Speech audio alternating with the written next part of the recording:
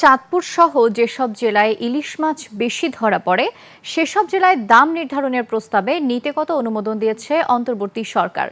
এ বিষয়ে মৎস্য ও প্রাণী সম্পদ মন্ত্রণালয়কে ব্যবস্থা নেওয়ারও নির্দেশ দেওয়া হয়েছে। এমন সিদ্ধান্তে ক্রেতারা সন্তুষ্টির কথা জানালেও হতাশ ব্যবসায়ীরা। চাঁদপুর প্রতিনিধি নিয়ামত হোসেনের তথ্যচিত্রে দেখুন ডেস্ক রিপোর্ট।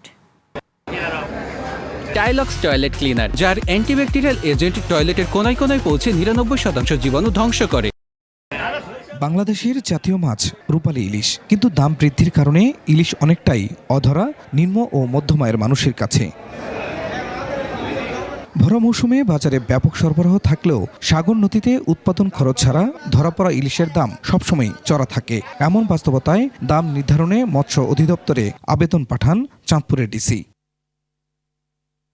ইলিশের দাম নির্ধারণে ব্যবস্থা নেয়ার কথা জানিয়ে অনুমোদন দিয়েছেন প্রধান উপদেষ্টা। এতে স্বস্তির কথা জানালেন সাধারণ ক্রেতারা। ইলিশ মাছের ব্যাপার নিয়ে আমরা সাধুবাদ জানাই সরকারকে, যে একটু দাম কমিয়ে দেয়, তা আমরা গরিব মানুষেরা খাইতে পারবো। তবে হতাশার সুর ব্যবসায়ীদের মুখে। মূলত আসলে এটা নির্ধারণ করা সম্ভব না এই কারণে, কারণ এটা পচনশীল মাছ, তো গেলে মাছ ধরা পর্যন্ত যে কস্টিং গুলো আসে এগুলা থেকে এগুলো যোগ করতে হবে।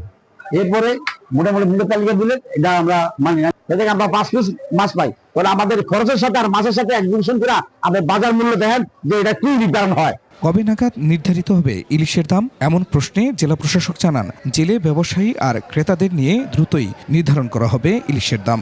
আমাদের বিভিন্ন স্টেক হোল্ডার, বিশেষ করে জেলে, মৎস্যজীবী, আড়তদার যারা আছে, সিভিল সোসাইটি এবং ক্রেতা ভোক্তা, তাদের সাথে কথা বলি হয়তো আমরা একটা সুনির্দিষ্ট প্রপোজাল আমরা মন্ত্রণালয়কে প্রেরণ করব। মন্ত্রণালয়ে চিঠি যাওয়ার পর থেকেই চাঁদপুরে কিছুটা কমেছে ইলিশের দাম, তবে ভরা মৌসুমেও এখনও সাধারণ মানুষের নাগালের বাইরে। Khurshid Alam, desk report, 21 television.